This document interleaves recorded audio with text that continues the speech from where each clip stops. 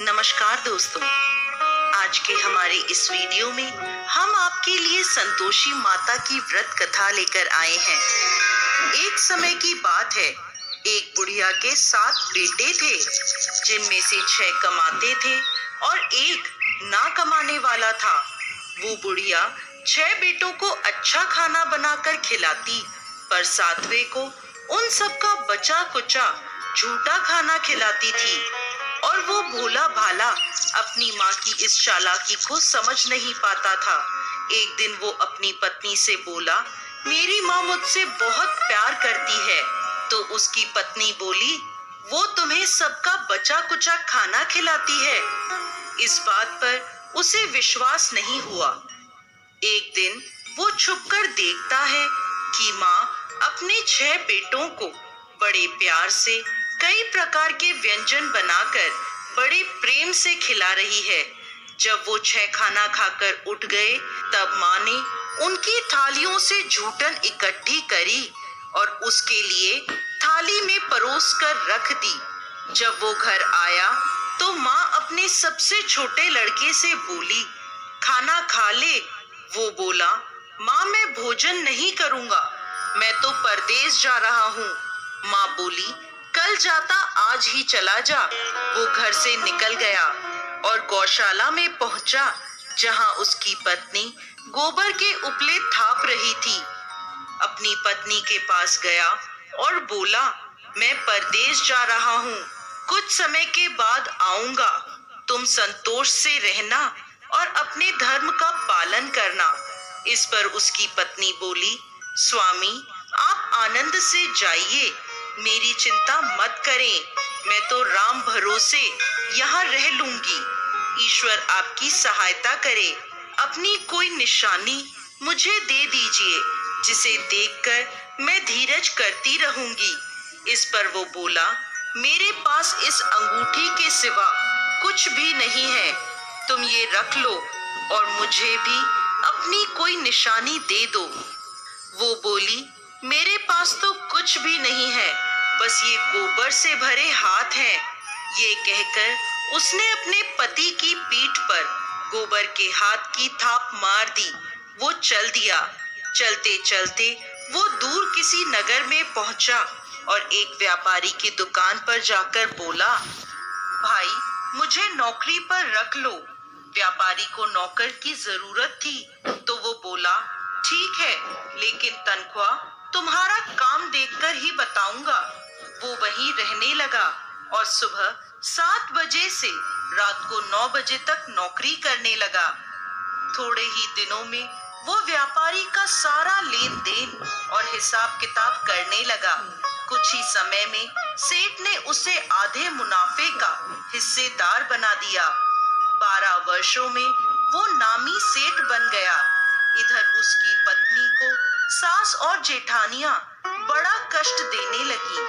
उसे लकड़ी लेने जंगल में भेजती, भूसे की रोटी देती, फूटे नारियल में पानी देती। वो बड़े कष्टों से जीवन बिता रही थी। एक दिन जब वो लकड़ी लेने जा रही थी, तो रास्ते में उसने देखा एक मंदिर में कुछ औरतें व्रत कर रही हैं और कथा सुन रही हैं। तो वो पूछने लगी, ये क्या व्रत कर रही हो? इसे करने से क्या होता है और ये कैसे करते हैं? तब एक स्त्री बोली, ये संतोषी माता का व्रत है। इसे करने से मनवांछित फल प्राप्त होता है और गरीबी, मन की चिंताएं, मुकदमे, कलह, रोग आदि सब नष्ट होते हैं। संतान सुख, धन, शांति और मनपसंद वर मिलता है और दूर गए पति के दर्शन होते हैं। उन्होंने उसे व्रत की विधि बता दी।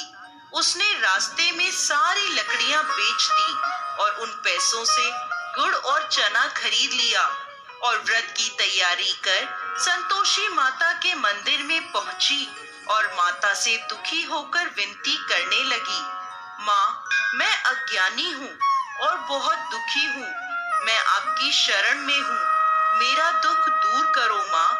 अब वो हर शुक्रवार ऐसा ही करती। एक दिन माता को उस पर दया आ गई।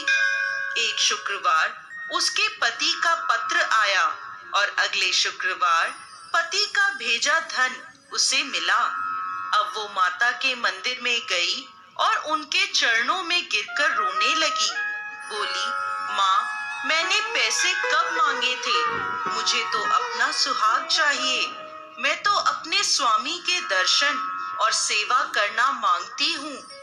तब संतोषी माता ने प्रसन्न होकर कहा, जा बेटा, तेरा पति जल्द ही आएगा।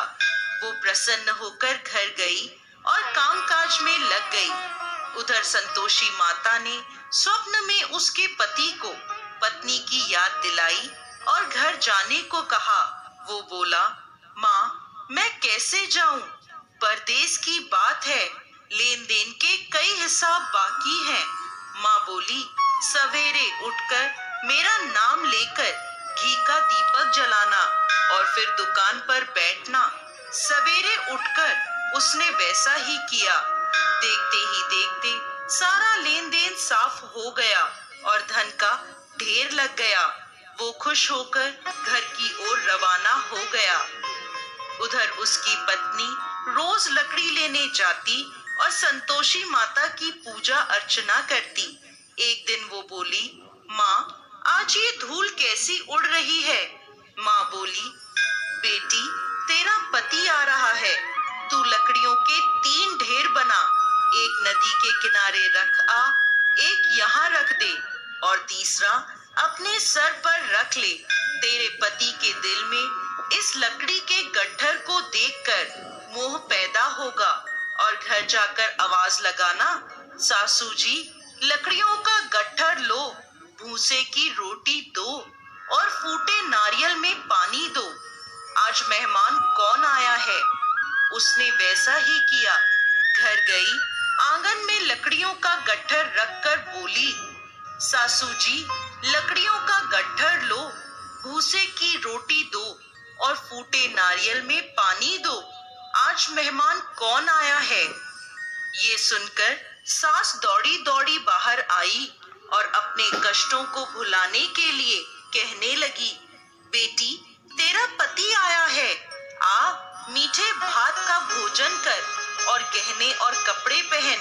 इतने में उसका पति बाहर आया और उसके हाथ में अपनी दी अंगूठी देखकर माँ से पूछने लगा, माँ, ये कौन है? माँ बोली, बेटा, ये तेरी बहू है। पूरे 12 बरस हो गए।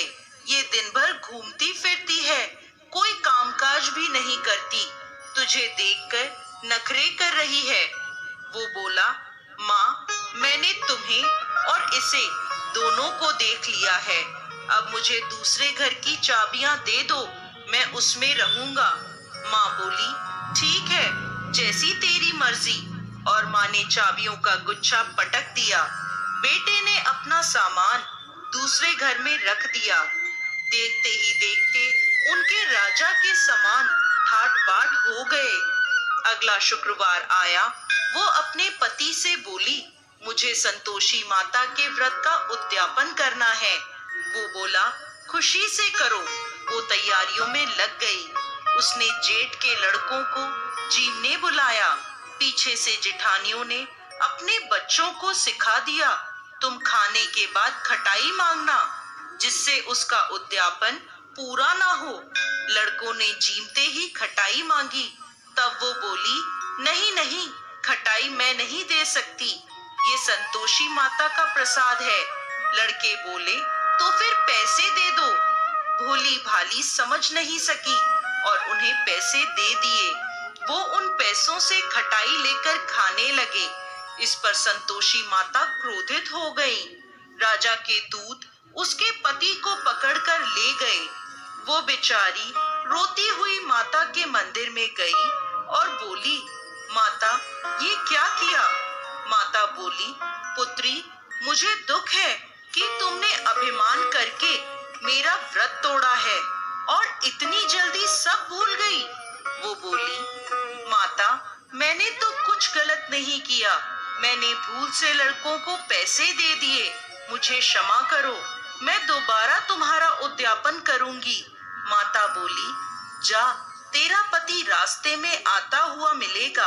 वो चली गई। रास्ते में उसे उसका पति आता हुआ दिखा। उसके पूछने पर बोला, राजा ने मुझे मिलने के लिए बुलाया था। अगले शुक्रवार उसने फिर उद्यापन किया। जेठ के लड़कों को बुलाया। जेठानियों ने फिर उन्हें सिखा दिया। लड़के भोजन के पहले बोले, खटाई मिलेगी? तब वो बोली, खटाई नहीं मिलेगी। अब उसने ब्राह्मण के लड़कों को बुलाकर भोजन कराया और दक्षिणा दी। संतोषी माता उससे प्रसन्न हो गईं और 9 महीने बाद उसके चंद्रमा के समान सुंदर पुत्र हुआ। वो अपने पुत्र को लेकर रोजाना मंदिर जाने लगी। एक दिन संतोषी माता ने सोचा, ये रोज यहाँ आती है, आज मैं इसके घर जाकर इसका ससुराल देखती हूँ। ये सोचकर संतोषी माता ने भयानक रूप धारण करा। गुड़ व चने से सना मुख, सूंड के समान होठ, जिन पर मक्खियां भिनभिना रही थी, ऐसी सूरत में वो उसके घर गईं। दहली में पांव रखते ही उसकी सास बोली, देखो कोई डाकिन आ रही है, उसे भगाओ वरना किसी को खा जाएगी। सभी घर वाले भागकर घर की खिड़कियां और दरवाजे बंद करने लगे। तभी उसने ऊपर की खिड़की से देखा तो वहीं से चिल्लाने लगी, आज मेरी माता मेरे घर आई है, आज मेरी माता मेरे घर आई है। उसकी सास बोली, पगली किसे देखकर उतावली हुई है, बच्चे को भी पटक दिया। बहू बोली, माता जी, मैं जिन संतोषी माता का व्रत करती हूँ, ये वो माता है। ऐसा कहकर उसने सारी खिड़कियां और दरवाजे खोल दिए। सबने संतोषी माता के चरण पकड़ लिए और विनती कर कहने लगे, हे माता, हम मूर्ख हैं, अज्ञानी हैं, पापी हैं। आपके व्रत की विधि हम नहीं जानते। आपका व्रत भंग कर हमने बहुत बड़ा अपराध किया है। हे जगत माता, हमारा अपराध क्षमा करें। माता बहुत खुश हुई। हे संतोषी माता, जिस प्रकार आपने बहू को फल दिया, वैसा ही इस कहानी को कहते, सुनते और हुंकार भरते सबको देना। दोस्तों, संतोषी माता को संतोष, सुख, शांति और वैभव की माता के रूप में पूजा जाता है। माता संतोषी भगवान श्री गणेश की पुत्री हैं। इनका यह व्रत करने से धन, विवाह, संतान आदि भौतिक सुखों में वृद्धि होती है। ये व्रत शुक्ल पक्ष के प्रथम शुक्रवार से शुरू होता है और 16 शुक्रवार तक व्रत कर इसका उद्यापन किया जाता है। गुड़ और चने का भोग माता को लगाया जाता है। ये व्रत करने वालों को खट्टी चीजों को ना ही खाना चाहिए और ना ही हाथ लगाना चाहिए।